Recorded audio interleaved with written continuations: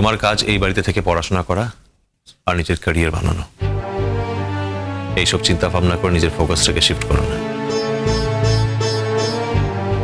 আর তোমার গ্রামের লোকজন, তারা তো তোমার বাবাকে খুবই ভালোবাসতেন, সম্মান করতেন, কিন্তু আমার বাড়ির লোকজন তোমার বাবাকে দেখেনও নি, চেনেনও না।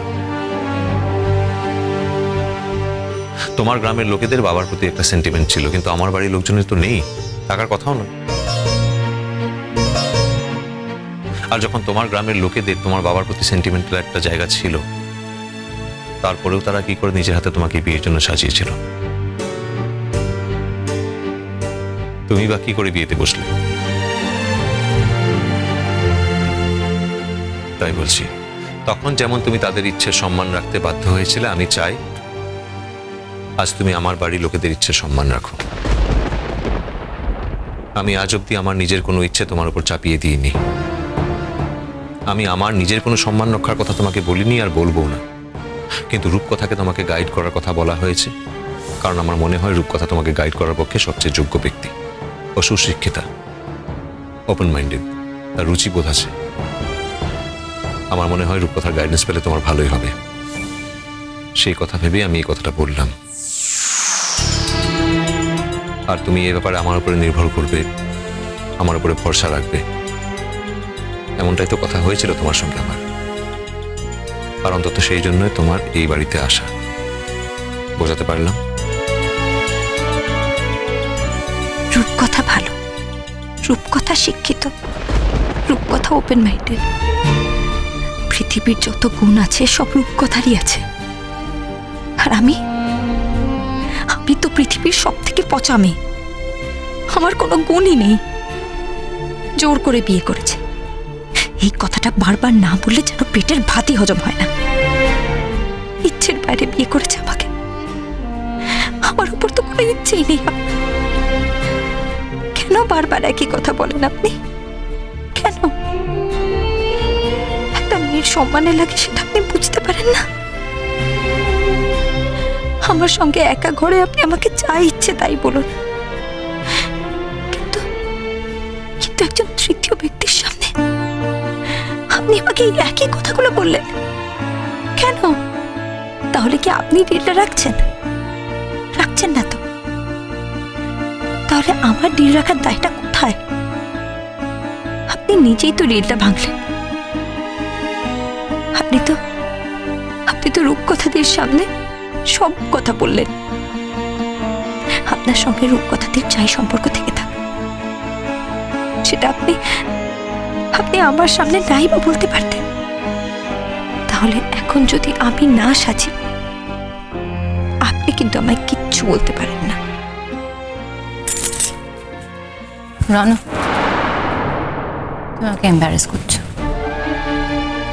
দেখো, ওর অ্যাটিটিউড দেখে পরিষ্কার বোঝা যাচ্ছে যে আমাকে পছন্দ করে না। And it's fine. সত্যি তো, আমি কেউ টিচার নাকি যে আমাকে গাইড করবো? জোর করে তুমি আমাকে ওর ওপর ইম্পোজ করছো। ডাজন্ট মেক এনি সেন্স না?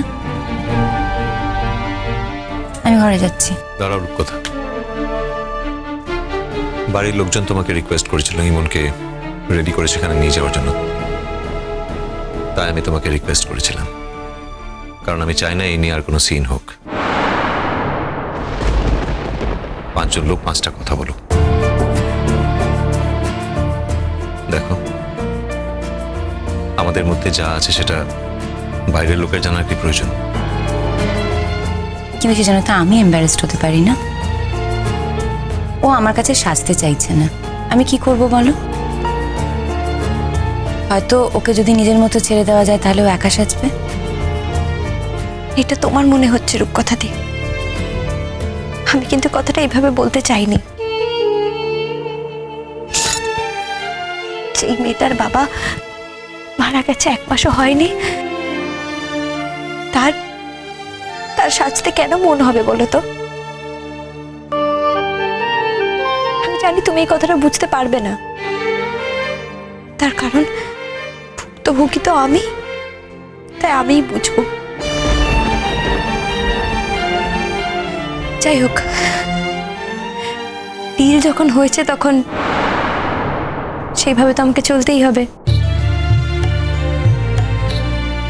ডিলটাকে তো আর অস্বীকার করা যাবে না। না, সাজাও আমাকে। Thank you Emon, thank you so very much. তুমি বিশ্বাস করো, আমি কখনোই অকারণে তোমাকে বদর করব না। যখন যেটুকু দরকার সেটুকুই বলবো, তাও তোমার ভালোর জন্য, আমার নিজের স্বার্থে কিছু নয়। ওকে রূপকথা, তুমি ইমনকে সাজিয়ে নিয়ে এসো, অনেকক্ষণ লোকজন এসে গেছে। ব্যাপারটা যত তাড়াতাড়ি সম্ভব মিটে গেলে ভালো, আমিও খুব টায়ার্ড। আসছি।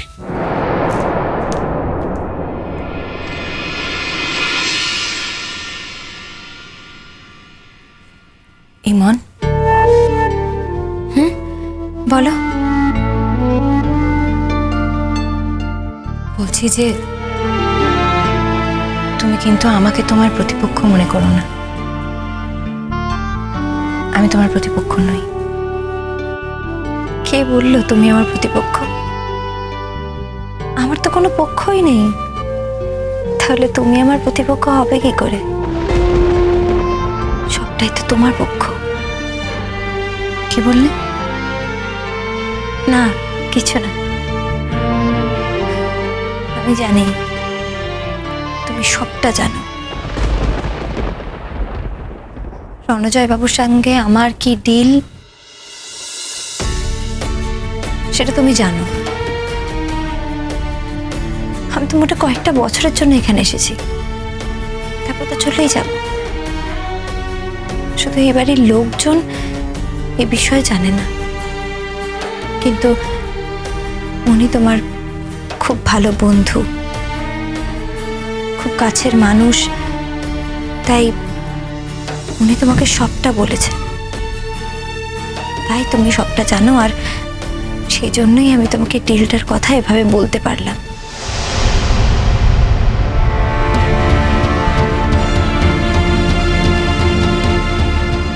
আমি তো মোটে কয়েকটা বছরের জন্য এখানে এসেছি, তারপর তো চলেই যাব। শুধু এবারের লোকজন এ বিষয়ে জানে না, কিন্তু উনি তোমার খুব ভালো বন্ধু, খুব কাছের মানুষ, তাই উনি তোমাকে সবটা বলেছেন। তাই তুমি সবটা জানো, আর সেই জন্যই আমি তোমাকে ডিলটার কথা এভাবে বলতে পারলাম। না, ডিল যখন হয়েছে তখন ডিলকে তো আর অস্বীকার করে চলবে না। সাজাও। ডিল টিল সব মুখের কথা ইমন, এসব বেশি দিন থাকে না। তুমি দুঃখ পেও না, রূপকথা দি, এই ডিলটা থাকবে। আমি তোমাকে কথা দিচ্ছি। কি আশ্চর্য কথা বলছো তুমি! আমি দুঃখ পেতে যাব কেন? কি ভয়ঙ্কর কথা বলছো তুমি, সেটা তুমি জানো?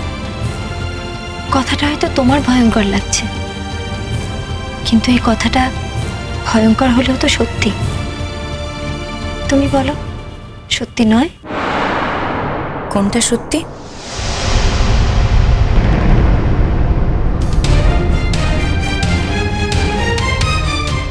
দেখো ইমন, আমি কিন্তু একজন বিবাহিত মেয়ে। আমার স্বামী নিখোঁজ। আমার স্বামী বেঁচে আছে না মারা গেছে সে খবরটুকু আমি জানি না। এমন কিছু বলো না যাতে একজন বিবাহিত মেয়ের অপমানিত হয়।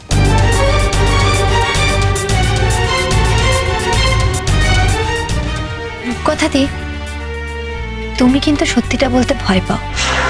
কি? না, আমি বলছিলাম। কি হলো, তুমি দাঁড়িয়ে আছো কেন? এসো, সাজাও আমাকে।